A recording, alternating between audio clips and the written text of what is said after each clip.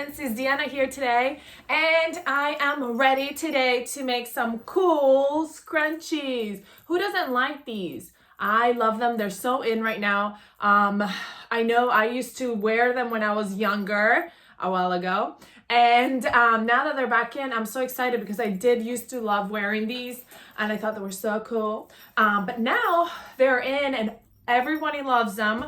All the kids love them and stuff like that. So I love making them to give them away, to even people sell them and stuff like that. So I thought when Ellie and Matt came up with this pattern, this free pattern, I thought I'm gonna make myself a bunch because I love them. I have tons of scraps cut out to make some more. They're great for scrap busters. All these little pieces of fabric that you're like, what do I do with this? Do I just toss it? Scrunchies. Oh yeah. So we're gonna go ahead and make one today so I can show you how easy it really is. I love that it's a free pattern, so you don't even have to pay for anything. All you have to do is go on our website, link is below, download it, print it, and that's it. Cut it out, tape it, cut it out, and it's ready to go. And that's all you need. All you need is scrap fabric and some elastic. So I didn't even have the right size elastic, so I have a little bit smaller elastic than it calls for, but it's just fine. And then this is, right now I'm using the chenille fabric. It's so pretty. But really you can even use wovens. You can use any kind of fabric you want to use because the good thing is they scrunch. So even if you're going to stretch them, they still have enough room to stretch. So any kind of fabric would do. So that's really, really cool. So I'm going to go ahead and do that. But before I do, let me remind you of our Fun Fin giveaway of $50 Ellie and Matt gift certificate. Now this pattern is free, but there's a bunch of other awesome patterns that are just a very low price. But with this giveaway, you could win $50 Ellie and Matt gift certificate to buy all the awesome patterns like this one right here, the book club top. I love it. All you have to do is subscribe to our channel if you haven't, so subscribe and then comment below and you will be entered for our giveaway, which we do monthly. So let's go ahead and get started. I already cut out my pattern. Again, I said I'm using the Ellie and Mac free scrunchie pattern, and it's the link is below again. So anyway, I already cut out my pattern piece and it's all the way set up. I'm gonna fold it right sides together at the long edge. So this is right sides together. And I'm going to pin. Now, I am going to measure an inch from the edge, from both edges. So here I'm going to measure an inch. Okay, and then here I'm going to measure an inch as well.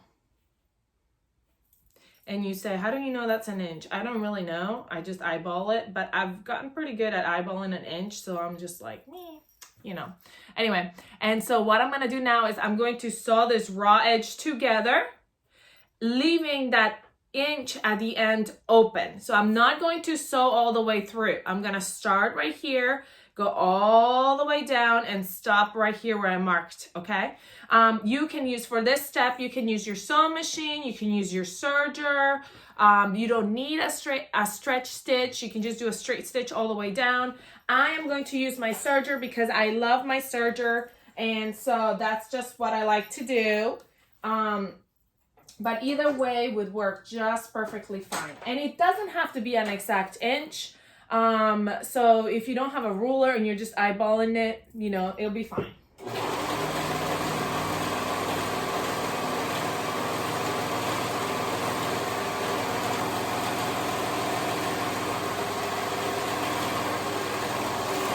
One of the things I will tell you is to make sure when you're sewing your piece, your band together, your scrunchie together, is that you make sure that you did sew and didn't leave any holes, any empties. So just go ahead and look. I'm known for doing that, for leaving holes on my seams because I rush.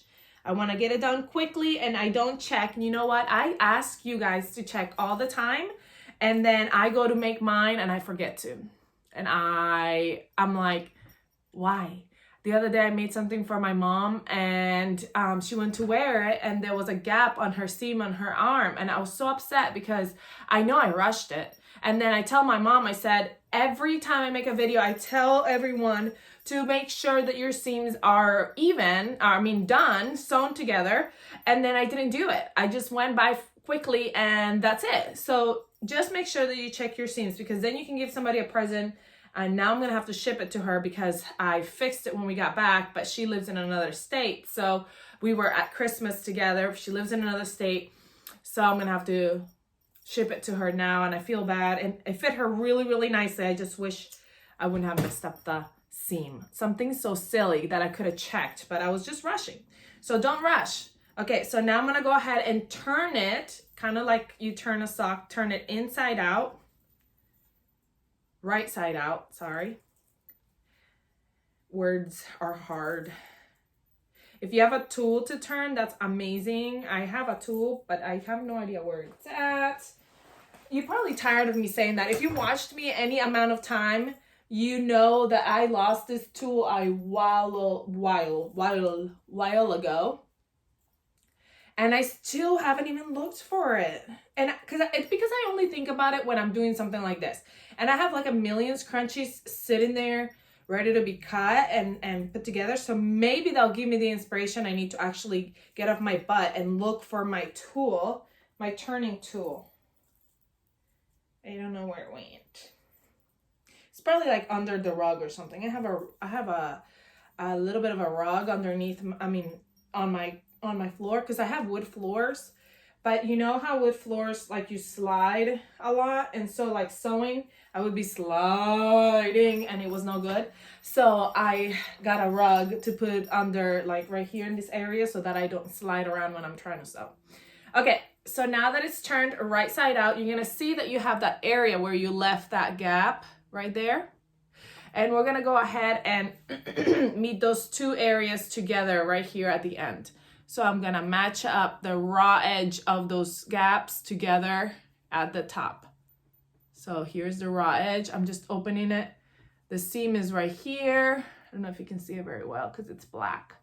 And we're gonna sew that top together. Another step that can be done with your sewing machine, but I am doing it with my serger because I love my serger. If you don't have a serger, I would say try to save up your money and get one if it's possible. If not, I know people have had a really good luck checking their thrift stores and stuff like that, because unfortunately, some people, oh no, not unfortunately, that's just kind of nice. Some people, when they upgrade to a better serger or whatever, they will donate it to a thrift store. So a Salvation Army or whatever. So that would be a good place to check. I know I've heard of some stories where some people have gotten some really, really good ones at a really good price. Also, I have a brother, and this one was gifted to me, which was so sweet. But they are not super expensive. So I wish I had a very expensive one, but I don't. So this is what I can afford right now. But if you don't have a serger, maybe you can look into a less expensive one, which would work just fine if you're just sewing for fun. I know that these ones are not as great if you're sewing like hardcore sewing, if you're doing really tough pieces and stuff like that, but they're really good for an intra machine. So we're gonna go ahead and sew that raw edge together.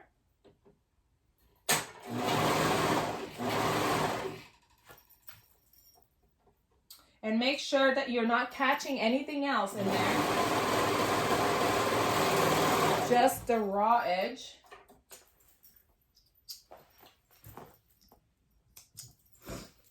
Okay. And then you're just gonna pull it and make that go inside. See that? So now we've got this big band.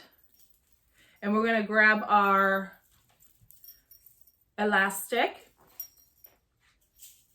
And I'm just gonna use a pin, and I'm gonna, pin my finger. I'm going to pin it on, and then I'm gonna fit it through that hole, and I'm gonna go all the way around. Now, Obviously, the scrunchie is gonna scrunch. So be careful that your other side doesn't go in. So either hold it with your hand or you can pin it to the outside.